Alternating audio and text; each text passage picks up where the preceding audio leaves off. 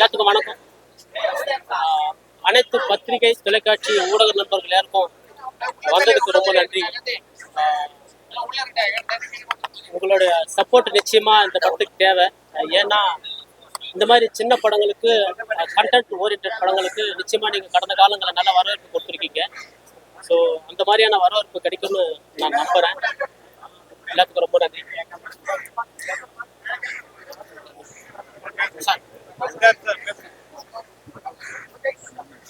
எல்லாருக்கும் வணக்கம். ரொம்ப சந்தோஷமா இருக்கு. ஏன்னா நானும் இப்போதான் உங்க கூட சேர்ந்து தான் படம் பார்க்குறேன். எனக்கு உண்மையிலே நான் என்ன கதை கேட்டேனோ அந்த கதை இதில் இருந்திருக்கு. ரக்ஷனா ரொம்ப நல்லா நடிச்சிருக்காங்க. இதில் இருக்கிற ரொம்ப நான் முதலே சொன்னேன் இல்லையா, எங்களை விட இதில் அந்த சின்ன பையனை நடித்தவன் ரொம்ப பிரமாதமாக நடிச்சிருப்பான்னு. அப்படி ரொம்ப பிரமாதமாக ஆக்ட் பண்ணியிருக்கான். முக்கியமாக இசையமைப்பாளர் ரொம்ப பிரமாதமாக இசையமைச்சிருக்காங்க. எடிட்டர் சார் கரெக்டாக அதை இந்த கதையை மட்டும் எங்கேயும் போகாமல் ரொம்ப அழகாக பண்ணியிருக்காங்க. கேமராமேன் சார் வரல, அவர் உண்மையிலே ரொம்ப அழகாக பண்ணியிருக்காங்க. எனக்கு எல்லாருக்குமே இந்த டைத்தில் நன்றி சொல்லிக்கிறேன். நான் உங்களையெல்லாம் பார்க்கையில உங்களுக்குலாம் பிடிச்சிருக்குங்கிற நீங்கள் பேசும்போது எனக்கு ரொம்ப உங்களுக்கு ஆத்மார்த்தமாக நீங்கள் சொல்கிறீங்க ரொம்ப பிடிச்சிருக்குன்னு. அந்த பிடித்தலோட உங்களுக்கு என்ன உணர்வு இருக்கோ அதை மக்கள்கிட்ட கொண்டு போய் சேர்க்க வேண்டியது நீங்கள் தான். ரொம்ப சந்தோஷம். ஏதாவது கேள்வி இருந்தால் இயக்குனர்கிட்ட நீங்கள் கேட்கலாம்.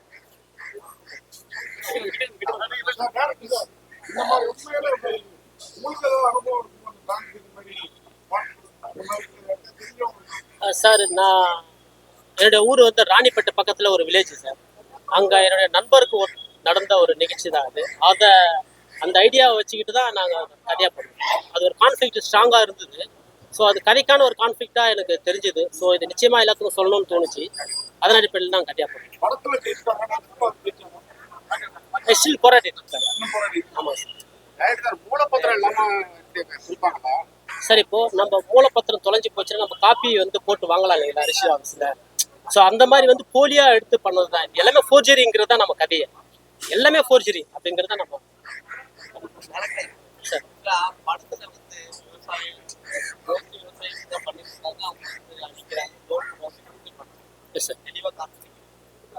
விவசாயி வாதாடலாம் அப்படின்ற ஒரு ஆனா கடைசியா அந்த குழந்தைய கவர்மெண்ட் சேர்க்கும் போது அவங்க அப்பா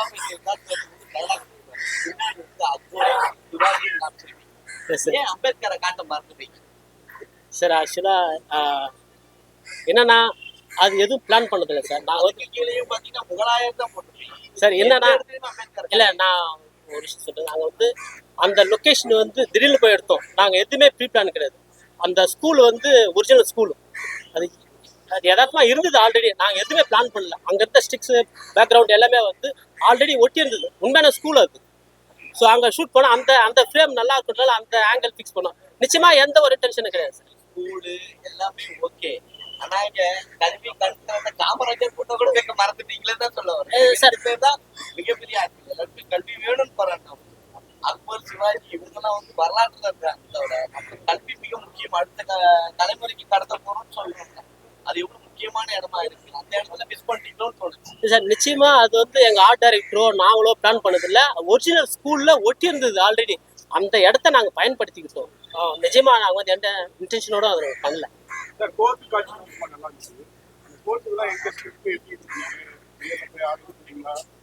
சார்.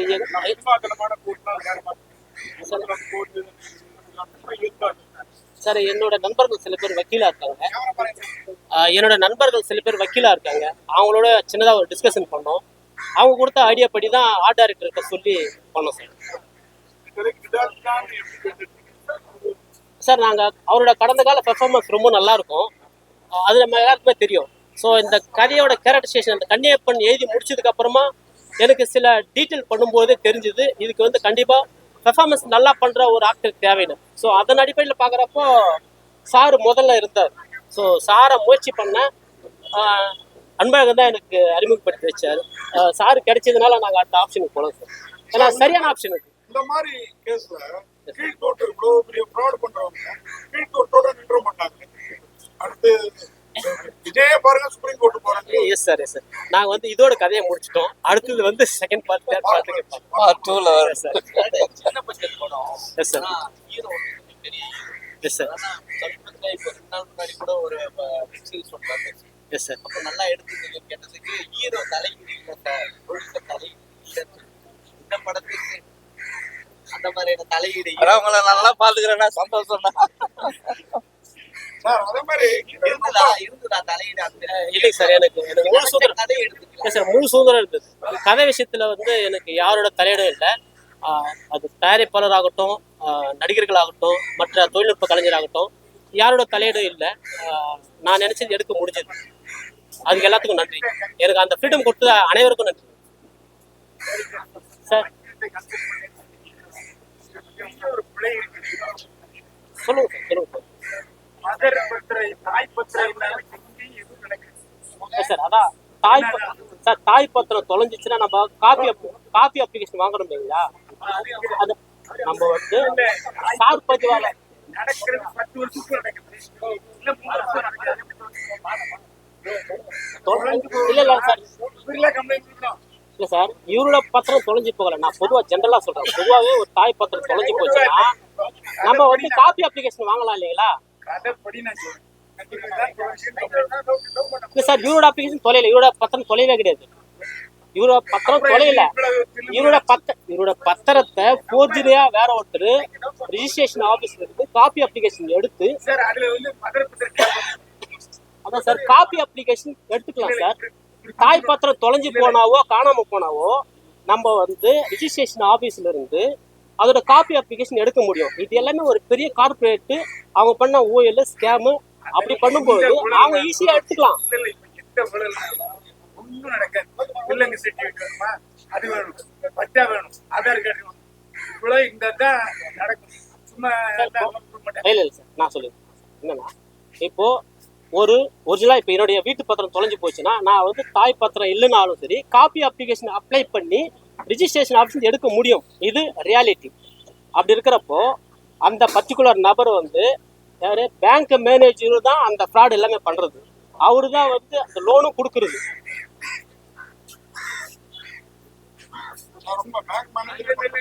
பேங்க் மேனேஜர் தான் வேற யாரும் bank manager loan sir heroine ரொம்ப அழகா இருக்காங்க. பணமும் 1.5 மணி நேரம் தான். இன்னொரு 2 பிளேட் வச்சிருக்காங்க. சார் அது என் கதைக்கு தேவைப்படல சார். அதுக்கு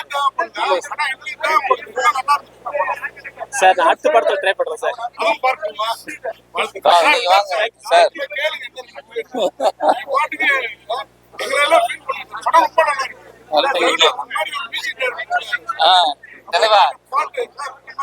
நன்றி நன்றி நன்றி. பரபரங்கிற மாதிரி நான் ஒரு சாங்க போட்டு கொடுங்க. அயோத்தி வந்து எப்படி ஒரு அவேர்னஸ் கிரியேட் பண்ணுச்சோ கண்டிப்பா இந்த படமும் ஒரு அவேர்னஸ் கிரியேட் பண்ணும். மக்கள்கிட்ட ஒரு சின்னதா ஒரு விழிப்புணர்வு ஏற்படுத்தும். கண்டிப்பா நன்றி நன்றி. எனக்கு பிடிக்கும். பார்ட் 2ல போட்டுருவோம். கண்டிப்பா கண்டிப்பா பண்ணிடுவோம்.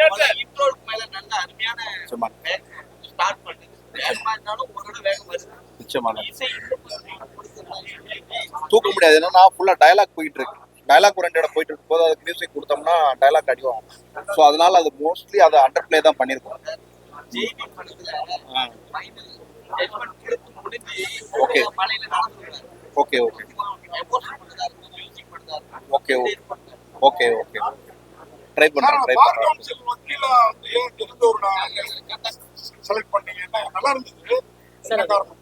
என்னன்னா இல்ல அப்படி இல்லை சார். நான் என் ஊர்ல ஒருத்தர், நான் வாலாஜாப்பேட்டில் அந்த மாதிரி ஒரு நிஜமா ஒரு வக்கீல் இருக்காரு. அவரோட கேரக்டரைசேஷன் பார்த்தீங்கன்னா வித்தியாசமா இருக்கும். ரெகுலர் லாயருக்குள்ள அடங்க மாட்டார். அவரை பத்தி சில விஷயங்கள் ஓப்பனா சொல்ல முடியல. அவர் ஒரு வெரைட்டியான ஒரு யூனிக்கான ஒரு கேரக்டரைசேஷன். அது அந்த கேரக்டர் இன்ஸ்பிரேஷன்ல தான் நான் இவர் செலக்ட் பண்ணேன். ரொம்ப அழகா என்ன பண்ண முடியுமோ ஒரு படிக்காதவங்க கொஞ்சமா படிச்சவங்களால அதை அருமையா பண்ணிருக்கோம். நன்றி சார். ஸ்டோரி சொல்லிருப்பாங்க. இப்ப நீங்க உள்ள போயிட்டு எல்லா ரிக்வரி பண்றீங்க, எல்லாம் சாத்தியமா? ஏன்னா ஒரு பேங்க்ல வந்து ஒரு விஷயம் பண்ணும்போது எவ்வளவு பெரிய ப்ராப்ளம் வரும், அதான் சாத்தியமா? ஏன்னா இப்ப நாங்களே கேட்கிறோம், என்ன கேட்கிறோம்னா உங்க கேள்வி எனக்கு இருந்தது. உங்க கேள்வி எனக்கு இருந்துச்சு. அப்போ நான் உண்மையிலேயே பாதிக்கப்பட்டவரை நான் சந்திச்சேன். அப்போ அவர்கிட்ட இருந்து நான் கேட்டபோது அவர் பாதிக்கப்பட்டிருக்காரு. அவர் சொன்னது வந்து எனக்கு அதான் நம்ம ஆரம்பத்தில் சொன்னேன், எனக்கு முதல் லொக்கேஷன் போகும்போது அவர் தான் வண்டி ஓட்டினார். அவருடைய இதில் இருக்கிற முக்கால்வாசி அவரோட உண்மை சம்பவம். அவர் லைஃப்ல மாட்டி, ஆனால் இன்னும் அவர் வெளில வரல. இன்னும் அதுக்கான அந்த லோனு போராடிக்கிட்டு காசை கட்டிட்டு இருக்காரு. அப்படிங்கையில் அது பாதிக்கப்பட்டவனே சொல்லும்போது என்ன அதுக்கு மேலே என்கிட்ட இல்லை. அந்த டொனேஷன் மட்டும் சொல்லிருக்கீங்க. டொனேஷன் கொடுத்ததுக்கு அப்புறம் வந்து அது மாதிரி ஒரு குக்கிராமத்துல வந்து அவளோட அவர் ஸ்கூல் ஏதாவது இருக்கா? இருக்கு. ஏன் நான் ஏன் கேட்கறேன்னா, நீங்க 3 லட்சம் ரூபாய் டொனேஷன் கேட்குறீங்க, 3 லட்சம் ரூபாய் டொனேஷன் கேட்குறீங்க, அது ஃபீஸ் கேட்குறீங்க. ஒரு தாழ்த்தப்பட்ட மக்களும் அடித்தட்டு மக்களும் இருக்காங்க, அவங்களுக்கு பண்ணுவாங்க. அதெல்லாம் அந்த மாதிரியான ஒரு சில ஸ்கூல் இருக்கு, அதை நம்ம வெளியே காட்டணுன்றதுக்காக தான் அது மாதிரி பண்ணுங்க. ஒரு சில ஸ்கூல் அந்த மாதிரி கவர்மெண்ட் ஸ்கூலா? இல்லை சார், கவர்மெண்ட் ஸ்கூல் நீங்களே கவர்மெண்ட் ஸ்கூல் இல்லாம மத்தவங்க கொண்டு போய் தாங்கணும்னா எப்படி? இல்லை சார், எப்படி சார் கிளைமேக்ஸ் தானே சார்? இல்லை, அந்த சார் சொன்னாங்க அந்த 3 லட்ச ரூபாய் டொனேஷன் வாங்குற ஸ்கூலு. நான் படிச்சது கவர்மெண்ட் ஸ்கூல். நான் இப்போ எங்கேயுமே கவர்மெண்ட் ஸ்கூல் அவ்வளவு பெரிய அளவுக்கு சேர்க்க மாட்டாங்க. சொன்ன மாதிரி என் பசங்க கிட்டனா சிபிஎஸ்சியோ இங்கிலீஷ் மீடியம் தாண்டி சிபிஎஸ்சி என்ன வருது கவர்மெண்ட் ஸ்கூல்ல சேருங்கன்றதுக்கான ஒரு விழிப்புணர்வு படம் சொல்ல வரீங்க சார்? ஆக்சுவலாக என்னன்னா, கவர்மெண்ட் ஸ்கூல்ல எங்கேயும் வந்து பணம் டிமாண்ட் பண்றதோ இந்த மாதிரி வந்து அட்மிஷனுக்காக வந்து கோரிக்கை வைக்கிறதோ எதுவுமே கிடையாது. ஸோ அங்கே யார் வேணா படிக்கலான்ற ஒரு வசதி வாய்ப்பு தான் நம்மளுக்கு இருக்கு. இப்போ வந்து நல்லபடியாக தான் பண்ணிட்டு இருக்காங்க. எல்லாமே வந்து கவர்மெண்ட் ஸ்கூல் ரொம்ப நாளாக பண்ணிட்டு இருக்காங்க. ஸோ அது நம்மளுக்கு வந்து வெளியே காட்டணும் சொல்லணும் அப்படின்னு ஒரு இன்டென்ஷன், அதனால தான் அதையே சொல்லியிருக்கோம். விஜய் சார் செலக்ட் பண்ண காரணம் என்ன? அவரு ஒரு சட்டை ஒரு லுங்கியை கொடுத்தா கடைசி நடிப்பார் நம்பிக்கையில் பண்ணீங்களா இல்ல அவர் எடுத்துக்கலாம்? சார், நான் தான் முதல்ல சொன்ன மாதிரி பெர்ஃபார்மன்ஸ் வந்து நிச்சயமா இந்த கேரக்டருக்கு பெர்ஃபார்மன்ஸ் அவசியம்ன்றது நான் கேரக்டரைசேஷன் பண்ணும்போது நினைச்சிட்டேன். ஏன்னா இதுல வந்து அவ்வளோ வலிகள் வேதனைகள்லாம் இருக்கு. அது எல்லாமே சின்ன சின்ன நுணுக்கமான அந்த முக அசைவில், கண்ணுல, சின்ன சின்ன பாடி லாங்குவேஜ் இதெல்லாம் காட்டும். இதுக்கு வந்து கை தேர்ந்த ஒரு நடிகர் எனக்கு தேவைப்பட்டாங்க. ஆமா, அது வந்து நிச்சயமா வந்து இவருடைய கடந்த கால படங்கள்ல, ஃபார் எக்ஸாம்பிள் வந்து அந்த இருக்கப்பட்டிலே பார்த்துருப்போம். அந்த படம் ரிலீஸ் ஆகி 1 மாசம் கழிச்சு தான் நான் வந்து சாரை புக் பண்ணேன். ஸோ அந்த மாதிரி நிறைய படங்கள்ல அவருடைய பெர்ஃபார்மன்ஸ் பேசப்பட்டிருக்கு இல்லையா? ஸோ இவர் கிடைச்சா நல்லா இருக்குன்றதுனால தான் நான் முயற்சி பண்ணேன். நல்ல வேலையா எனக்கு கிடைச்சாரு. கடைசி விவசாயி படத்துக்கு அப்புறம் கிளைமேக்ஸ் ரொம்ப நல்லா இருக்கு. விவசாயிகள் பேர் ஒரு மதிப்பு ஒரு நல்லா இருக்கு. இன்னைக்குள்ள விவசாயிகள் எனக்கு அவங்களால எப்படி புரியல. கடைசி விவசாயி படத்துக்கு அப்புறம் கிளைமேக்ஸ் ரொம்ப நல்லா இருக்கு. விவசாயிகள்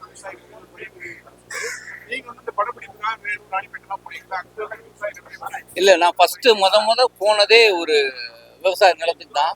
நம்ம விவசாயம் பார்க்கும்போது நான் பார்த்த போதெல்லாம் அந்த வேஷ்டியை வந்து உறிஞ்சி கட்டிக்கிட்டு தலப்பா கட்டிக்கிட்டு அப்படி தான் நான் பார்த்துருக்கேன் நான் என்னுடைய ஊரில். ஆனால் இங்கே பார்க்கும்போது அவர் உள்ள அந்த அன்றாய செட்டி அந்த பாக்ஸர் அதை போட்டுக்கிட்டு சின்ன யங்ஸ்டர் பசங்க அவங்க காலையில் வந்து என்னெல்லாம் நாற்று நடனா அது நடலாம் நட்டிட்டு 11 மணிக்கு பைக் எடுத்துட்டு படம் பார்க்க போகிறது, வெளில போகிறது. இந்த காலையில் 4 மணி 5 மணிக்கு வந்து ஒரு 11 மணி வரை வேலை பார்த்து போயிடுறாங்க. இது ரொட்டீனா. அது எனக்கு ரொம்ப புதுசாக இருந்தது. அப்போ வந்து நாம விவசாயம் பார்க்கும்போது என் கண்ணில் தெரிகிறதெல்லாம் ஒன்று அப்பா மாமா தாத்தா அப்படி பார்த்துருக்கோம். ஆனால் நான் அந்த ஊரில் பார்க்கல ஒரு 20 வயசு பையன் 22 வயசு பையன்லாம் விவசாயம் பார்க்குறான். ஆனால் வேற வேலைக்கு போகிறானா இல்லை வெளியில் போய் ஜாலியாக இருக்கானா தெரியாது. ஆனால் 11 மணி வரை பார்த்தீங்கன்னா இந்த வேலையை பார்த்துட்டு போகிறோம். அது எனக்கு புதுசாக அதான் தெரியாது. வாங்க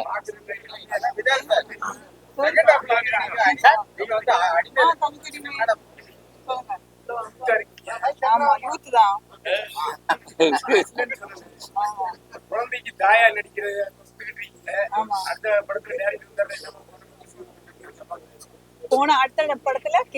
அடுத்த படத்துல போன படத்துல தாயா இருந்தீங்களே என்னம்மா அப்படின்னு கேட்க மாட்டாருன்னு கேட்கலாம். இல்ல, நான் அடுத்த படம் பண்ணிட்டேன். அது ரிலீஸ் ஆகும்போது உங்களுக்கு தெரியும். ஆனா அந்த டைரக்டர் இது வரைக்கும் கேட்டது இல்ல.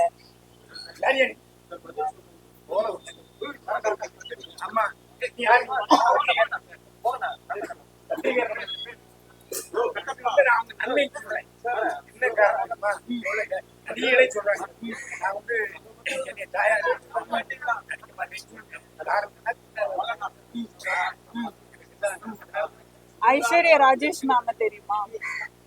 தெரியுமா? ஹீரோயின் சான்சஸ் இல்ல தெரியுமா? அவங்களோட முதல் படம் அவங்க எதுல பண்ணாங்க தெரியுமா?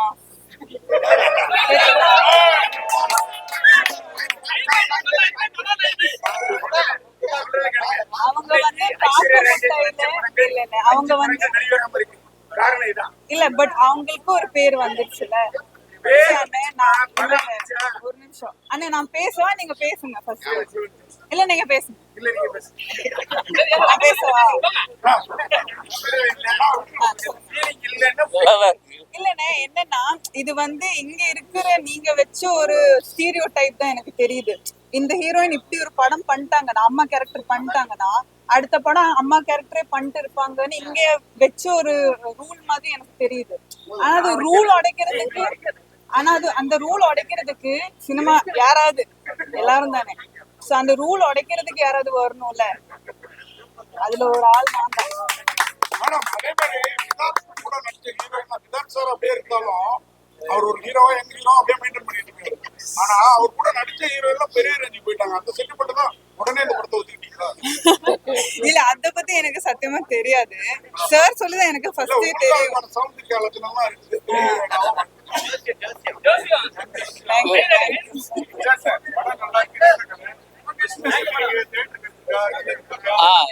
கிட்டத்தட்ட அது எங்க தலைவர் தான் சொல்லணும்.